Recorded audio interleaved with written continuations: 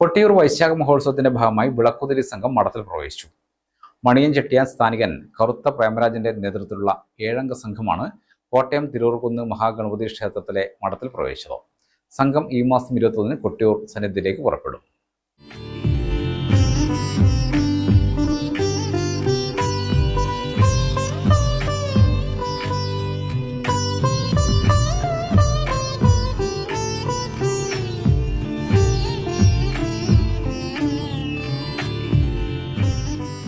പ്രക്കുഴ മുതൽ വ്രതമനുഷ്ഠിച്ചു തുടങ്ങിയ വിളക്കുതിരി സംഘം കഴിഞ്ഞ ദിവസമാണ് മഠത്തിൽ പ്രവേശിച്ചത്. വൈശാഖ മഹോത്സവത്തിനാവശ്യമായ വിളക്കുതിരി, കിള്ളിശീല, തലപ്പാവ്, ഉത്തരീയം എന്നിവ നെയ്തെടുക്കുന്ന തിരക്കിലാണ് സംഘം.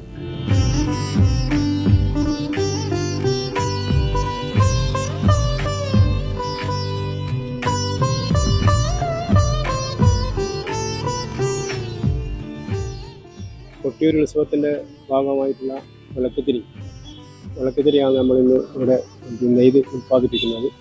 നമ്മൾ പുറത്തം മുതൽ അന്വേഷിക്കുന്നുണ്ട്.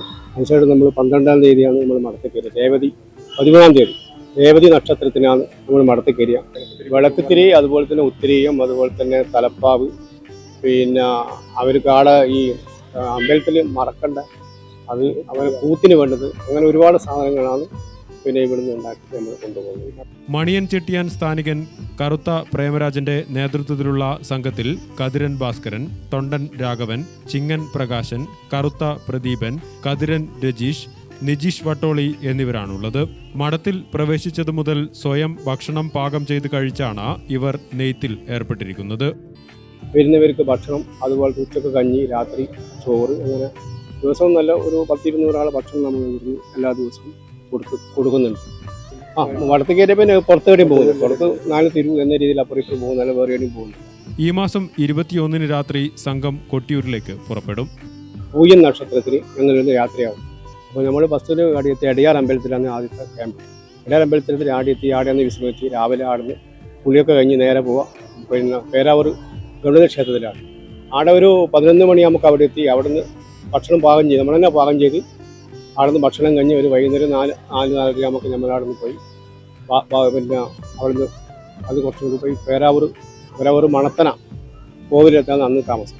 അന്ന് അവിടെ അപരവക ഭക്ഷണങ്ങൾ ഉണ്ടാകും. കഴിഞ്ഞ് രാവിലെ നമ്മൾ അവിടെ നിന്ന് പോകും. രാവിലെ ഒരു 8 മണിയാകുമ്പോൾ നമ്മൾ ഇക്കരെ ക്ഷേത്രത്തിൽ എത്തിച്ചേരും. അപ്പോൾ നമ്മളവിടെ എത്തിയതിന് ശേഷം മാത്രമേ പിന്നെ നീരെഴുത്തിൻ്റെ ആൾ പോകും. അതൊരു പണ്ടേയുള്ളൊരു ചടങ്ങാണ്. അപ്പോൾ അതെല്ലാം കഴിഞ്ഞ് പിറ്റേന്ന് രാവിലെ അടിയന്തര യോഗം കഴിഞ്ഞ് നമ്മൾ വിളിപ്പിച്ചിട്ട് നമ്മൾ പോയിട്ട് സ്ഥാനികൻ അവരെ മുമ്പിൽ വെച്ചിട്ട് നമ്മൾ സമർപ്പിക്കും. 24-ന് രാവിലെ വിളക്കുതിരി ഉൾപ്പെടെയുള്ള വസ്തുക്കൾ സംഘം കൊട്ടിയൂർ സന്നിധിയിൽ സമർപ്പിക്കും. ഗ്രാമിക ന്യൂസ്, കൂത്തുപറമ്പ്.